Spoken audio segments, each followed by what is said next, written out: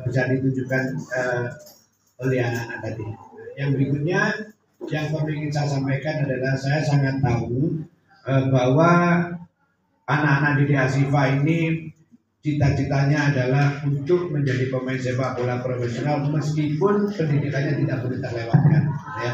Ini saya berharap untuk anak-anak yang meniti karir menjadi pemain sepak bola profesional dari SMP nanti udah ke SMA Pak ya. Dari SMA ini tetap harus tekun, tetap harus disiplin, tetap harus kerja keras. Saya ingin menyampaikan kepada Bapak Ibu dan anak-anak saya di sini bahwa untuk menjadi pemain sepak bola yang hebat itu tidak mudah. Ya, sama juga dengan Bud Haji untuk menjadi pemain nasional 10 tahun untuk menjadi pemain yang malang melintang di dunia sepak bola itu tidak mudah. Perjuangannya Bud Haji dulu sangat-sangat berat. Bukan hanya berat, sangat-sangat berat. Apalagi sekarang pemain sepak bola itu tidak sebanyak saat ini. Dulu zamannya Bud Haji tidak sebanyak seperti itu. Sekarang ini bahkan jutaan menurut saya ini menjadi pemain sepak bola. Ya, nah di Asifa inilah tempatnya kamu menempa. Paling tidak nanti kamu bisa mendapatkan bekal untuk menjadi pemain sepak bola. Dan itu memang waktunya sangat membosankan. Ya, hidup di asrama itu sangat membosankan. Kenapa? Sebelum anak-anak saya ini, kalian ini menjalani, saya sudah menjalani dulu.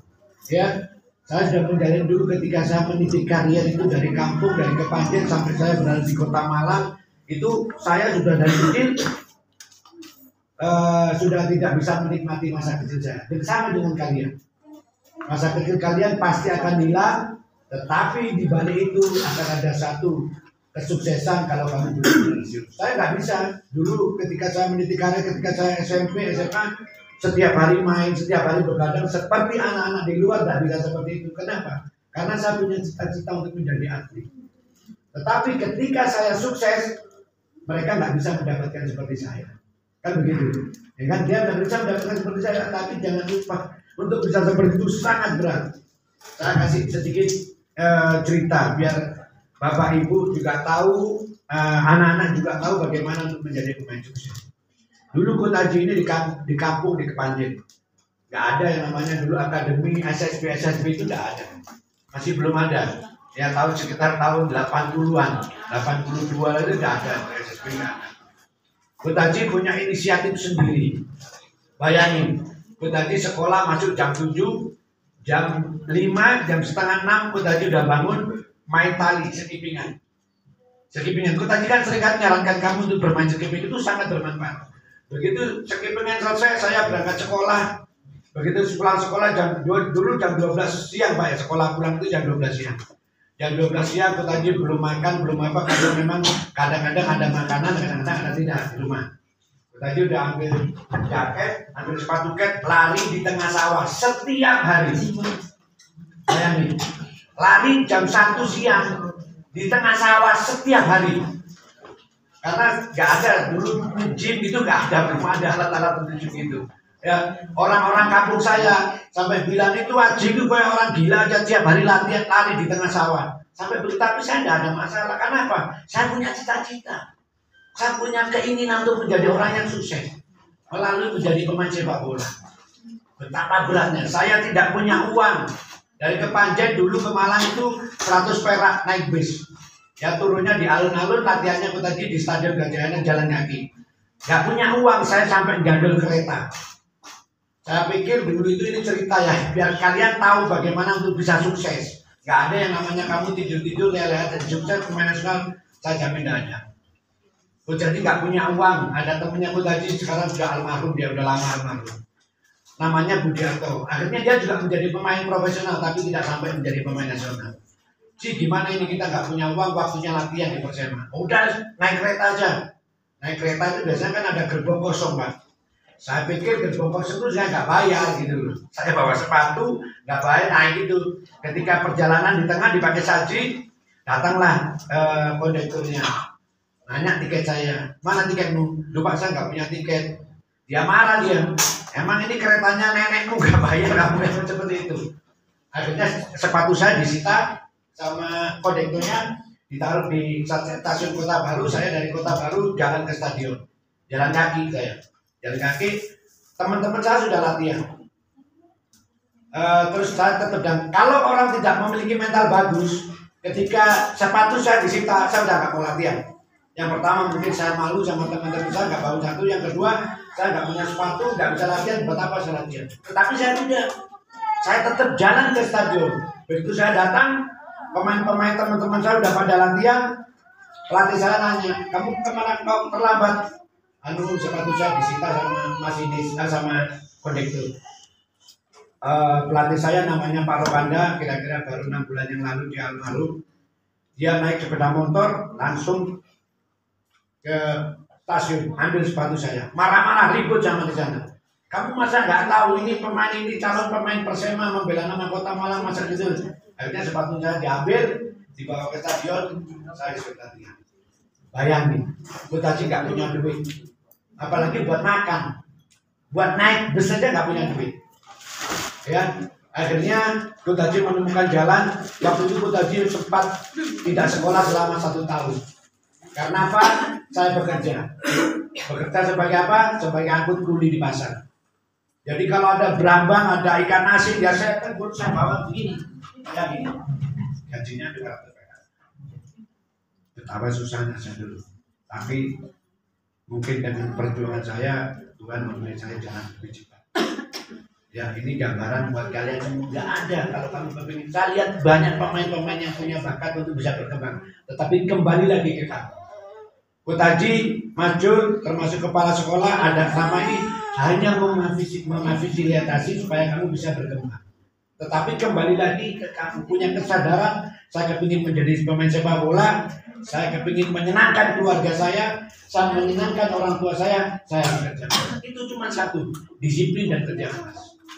Saya ingatkan sama kalian datang, masa kecilmu hilang, kalau kamu tidak serius, kamu akan sia-sia. Tidak bisa menjadi pemain sepak bola, tidak mendapatkan cita-cita yang kamu inginkan. Untuk itulah Bapak Ibu dan anak-anak saya di Hasifa bekerja keras dan disiplin. Kamu insya Allah berada di tempat yang tepat, ya. Kamu meniti karir di sini, mencari modal untuk bisa menjadi pemain sepak bola. Contoh ini, kebetulan saya untuk musim depan ini ngelatih di Persela. Ya, di Persela Group, di rumahmu ya, Fik, ya? Di rumahnya Pak Ik ini, di rumahnya Pak Ik. Saya sedikit cerita sama Pak Ik. Saya dulu tahun 2017 ngelatih di Persela juga, satu kompleks sama Pak Ik ini. Satu kompleks sama Pak Ik. Saya kebetulan tempat kontrakan saya itu dekat sama masjid, rumahnya dia juga dekat sama masjid. Kalau nggak salah waktu itu asar, habis sholat asar saya ke sana. Terus Pak Ik ini masih kecil, masih main bola plastik. Masih kecil, masih main bola plastik dia. Saya bilang, coba kamu tendang bolanya. Terus saya tangkap bolanya, saya pegang, saya lempar sama dia.